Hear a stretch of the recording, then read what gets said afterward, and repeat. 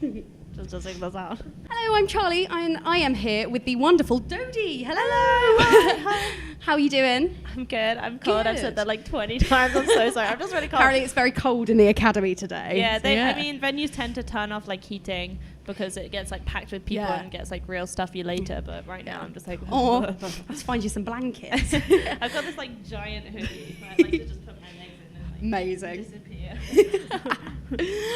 So, how's the tour going so far? Yeah, really. Yeah, well, enjoying really. it? Yes. Good stuff. So fun. The Good. venues are much larger than the last time. Yes. So is that like, scary? How are you finding that? I don't know if I'd say no. I don't think I'd say scary. I think it's more fun. I think it's more exciting, but it comes with the challenge of like getting the sound right because it's more far away, and I'm more of a quiet singer, so there's a lot of like feedback that you have to like tone out and stuff like that. But yeah, it's weird. I honestly wouldn't say scarier. I would That's just good. say, I would say more fun. That's good. I have to ask, any news on an album? On an album? On an album? In time. In time. I'm definitely working on like new music. I'm cool. trying to write. I mean, I'm not one of those people who just like churns out songs and like, you know, hide myself away like for a year and then I'm like one song. But yeah, definitely an album in time. I think I'll do another next like EP project, that kind of thing. Cool. So obviously you started on YouTube and you're now sort of a proper musician, so to speak. That's very nice. I was just wondering how you found like that transition because it seemed to happen really fast for you as well. So I was just wondering like how you found that transition from just sort of being a 16-year-old in your bedroom making some music to performing in places like the Academy. Well, I think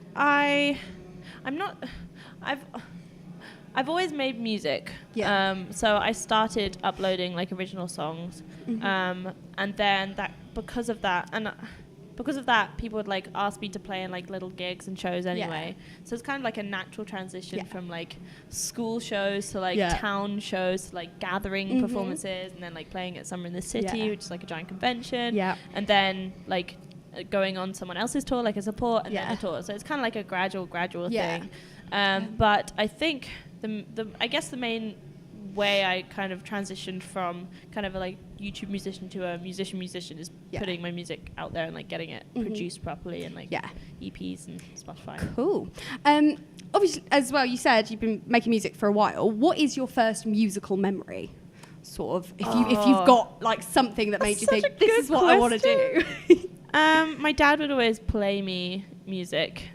Like we'd always just blast it out on the like speaker around the house. My mom would come in from shopping and be like, turn that down. But yeah, he played me, I don't know, he'd play me like all kinds of genres. So like he played me classical music, you know, the I think the Flight of the Bumblebee maybe, or like one of the ones that's like he'd call it like the tickle song. So I'd be like, wow. And then there'd be like, we'd put on Queen and I'd just like run around the living room and like scream. So yeah, I love that.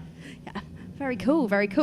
Another thing, as music's always been a big part of your life, if you had to create your dream festival, sort of you were running it, you could perform, you could not perform. Oh my God. Like, who would your headliners be? Where would it be? And, of course, what would you have on your rider?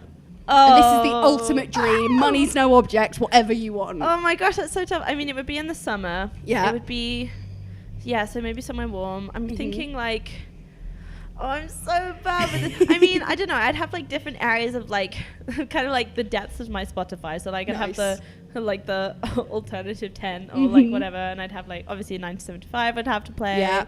But then there'd be like some bops, like Two Door Cinema Club. So basically like a little corner of like Reading Festival. And then there'd be like Paramore. Yeah. And then I've never seen Regina Spektor play live. I think that'd be so fun. Yeah. And like just basically my Spotify library. Oh, and I'd definitely play it. I think I'd be like maybe like third away from the main act, or maybe second. You know, that'd be really cool. Have so you I could play and spot. then like high five Regina, be like good luck. Rider wise, I don't know. What's on your current rider? Oh, it's just bog standard. So I'm not very. Everyone always asks me this, and I'm like, I don't really sort it out if I'm honest. I don't feel like being a diva. I probably could do that more, but. I don't know. Someone told me to get socks on a rider once, and that's such a good idea when you're on tour because you're just like constantly living in smelly tights. Currently, it's like hummus, grapes, gin, of course, cheese. Got to have some gin on there. Yeah. You can come and have a look afterwards if you like. It's not very exciting, but yeah. Fantastic. So on tour though, how do you pass your time? What's your favourite way to pass time? These are while great you're questions, travelling? by the way. I usually get the same damn stuff, and this is like, whoa, we interesting try and be original. Okay, let's see. On my phone a lot. Yeah. And trying to combat that, I downloaded some music theory apps to like test myself. So I'm like redoing grade 5 theory on my phone, just cool. kind of like, because every time I pick up my phone, I'm like, why am I scrolling? Let's do something else to distract my thumb, so I'll do that instead. What else? I made a little video. Nice. Yeah, The good morning one. Yeah, that was nice. one. Go check that out. Oh, thank you. Little promo. And then a lot of chatting, a lot of talking. That's good. Yeah. Yeah, very nice. What is the difference between Dodie live and Dodie in the studio? And let's throw Dodie on YouTube on top of that. Whoa. Is there a difference? Cool. Yeah. Yeah. Definitely. I mean, okay, let me think. Dodie live has to be hella hypey, I think. Because especially now that she I'm talking to her person, she's playing bigger shows. Yeah. So like she's a bit more like wacko, you know, trying to be like, woohoo, Here's you the there. crowd. Yeah, exactly. Like playing the drums like doo doo. Yeah. Dodie in the studio is much more perfectionistic. Live, you can't really change anything. You're just like, oh well, that was a bum note, and I can hear it reverberating around the whole thing. Never mind, move on. Whereas in the studio, I'm like, again, I can do it better, again. And then Dodie on YouTube, I don't really know. No. Just kind of like me, really, I guess. Yeah. Nice.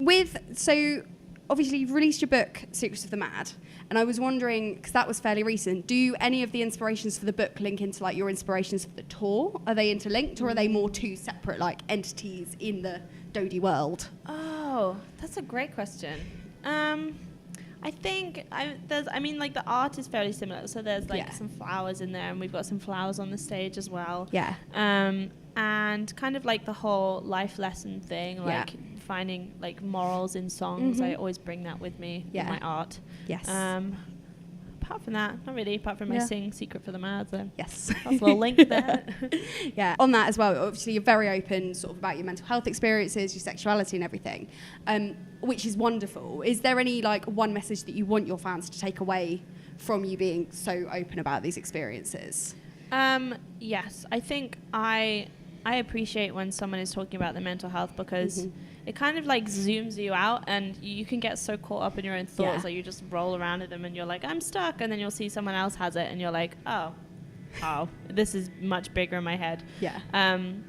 But also, I say this a lot, but I think it's because you need to keep repeating it in your head to remember that there's always an up after a down. Yes. And that when you're in this terrible, dark, horrible place, you will get out of it and feel better, even though it feels like a massive lie to say that it's not.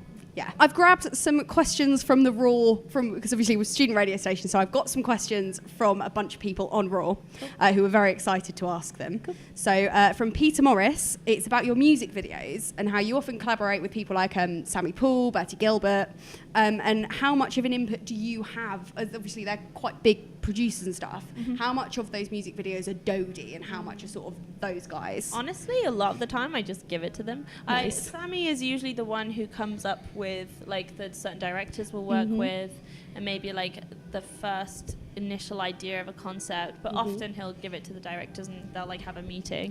They'll obviously run it by me, and then like sometimes we'll sit together and like try and think of concepts together and bounce ideas off each other, but mostly it's with everyone else. Nice. From Dev, it's any advice for someone who wants to start releasing their own music into the world? Yeah, do it. Just go for it. Just literally do it. Don't wait up, because like start now. It won't be exactly what you want, but in a few years' time, you'll be closer to reaching your goal. From Andy Thornton, it's what's the best piece of fan mail you've ever received, and what's your favourite breakfast? Oh my gosh, this is so tough. I don't know. I get amazing fan mail. Someone, I'll give you a fun answer, then I'll give you a real answer. Nice. Well, it might not be the best because there's definitely some I'm forgetting. But fun answer was a few nights ago I got a giant cookie. Amazing. I don't know if you saw, but it said like we love you, Dodie, or something. I was like, cool. And then I can't think of like if I had to collect it all, this is just like a random memory I'm pulling, but someone gave me the lyrics to one of my favourite songs as like a little banner, and I just burst into tears when I opened it. It literally was just like, and I hung it up in my room for like a long time. So that was pretty cool. Oh, brilliant. And the second part of that is, what is your favourite breakfast? Oh, yeah. Very important things that we need to know. How dare I That's miss all that. right. Favourite breakfast. I mean, you can't beat a bit of like avo, hollandaise sauce. Very nice. Eggs, you know. Mm-hmm. Lovely. A bit of sourdough. Another 2-part question that come from Johnny Mellor and Connor Warnock-Horn is, the first part is, who would win in a fight between a bear or a shark? Depends. Where is it? Land or water? Well, you pick. Question for you. I'm going to go for water. And probably the shark then. Cool. And then the second part is, these could be weird to take them, you know? Yeah. Who do you think would win between 100 duck-sized horses or 1 horse-sized duck?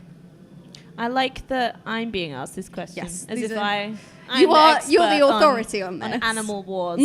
What was it? Ducks and horses? So 100 duck-sized horses Duck-sized or 1 horses. horse-sized duck?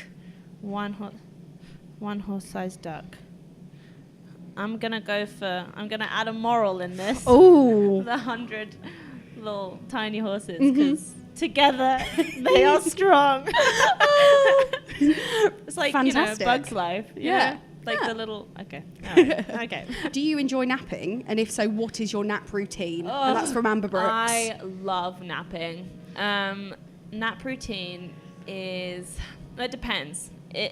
Okay, my usual naps are either 20 minutes, which is solid, perfect, or 2 hours, which is needed but can feel like you've been run over. Yeah. So nap routine, get cozy, take off your makeup, take off your socks.